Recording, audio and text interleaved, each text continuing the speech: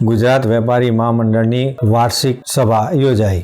ગુજરાત વેપારી મહામંડળની અમદાવાદ ખાતે મુખ્યમંત્રી ભૂપેન્દ્ર પટેલની ઉપસ્થિતિમાં વાર્ષિક મીટનું આયોજન કરવામાં આવ્યું હતું। આ પ્રસંગે અતિથિ વિશેષ તરીકે પૂજ્ય સ્વામી શ્રી પરમાત્માનંદ સરસ્વતી શિવાનંદ આશ્રમ તેમજ સૌજીભાઈ ધોળકિયા સહિતના મહાનુભાવો ઉપસ્થિત રહ્યા હતા। આ પ્રસંગે સ્વાગત પ્રવચનમાં વેપારી મહામંડળના પ્રમુખ સંદીપ એન્જિનિયરે મુખ્યમંત્રી તેમજ ગુજરાત સરકારને વેપાર ઉદ્યોગને સંબંધિત પ્રશ્નોના નિરાકરણમાં તેઓના સમર્થન અને પ્રોત્સાહન માટે આભાર માન્યો હતો। તેઓએ ગુજરાત રાજ્યની ભવિષ્ય દ્રષ્ટિની નવી ટેક્સટાઇલ નીતિ માટે મુખ્યમંત્રીને અભિનંદન પણ પાઠવ્યા હતા। વર્ષ 1949માં સ્થાપિત થયા પછી જીસીસીઆઈ તેના 75 વર્ષની ઉજવણી કરી રહ્યું છે। તે માટે તેઓએ સંસ્થાના સંસ્થાપક શેઠ શ્રી કસ્તુરભાઈ લાલભાઈ તેમજ શેઠ શ્રી અમૃતલાલ હરગોવનદાસના વિઝનની પ્રશંસા કરી હતી તેમજ તમામ ભૂતપૂર્વ પ્રમુખોએ આપેલા વિશાળ યોગદાનની પણ ખાસ નોંધ લીધી હતી। તેમણે પરમ પૂજ્ય સ્વામી શ્રી પરમાત્માનંદ સરસ્વતી અને સૌજીભાઈ ધોળકિયાને સન્માનિત અતિથિઓ તરીકે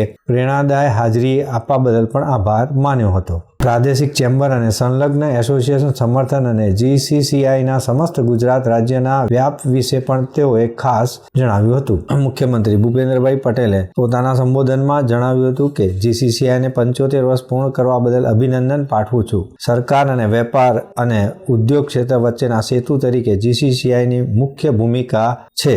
ભારતના વિકાસમાં અને ખાસ કરીને વડાપ્રધાન નરેન્દ્ર મોદીના વિઝન સાથે પણ રાજ્ય સરકાર ખાસ આયોજન કરી રહી છે અને તે જ આયોજનમાં જીસીસીઆઈ પણ મુખ્ય ભૂમિકા ભજવી રહી છે। તે ખૂબ જ આનંદની બાબત છે। જીસીસીઆઈના માનદ ખજાનચી સુધાંશુભાઈ મહેતા દ્વારા આભાર વિધિ બાદ કાર્યક્રમનું સમાપન થયું હતું। આ પ્રસંગે અમદાવાદના મેયર તેમજ પૂર્વ પ્રમુખો પથિકભાઈ પટવારી, અજયભાઈ પટેલ સહિતના મહાનુભાવો પણ ખાસ ઉપસ્થિત રહ્યા હતા। દર્શક મિત્રો, આ હતા અત્યાર સુધીના સમાચારની ખાસ ગતિવિધિ માટે આપ નિહાળતા રહો એસ લાઈવ ન્યૂઝ બુલેટિન। નમસ્કાર।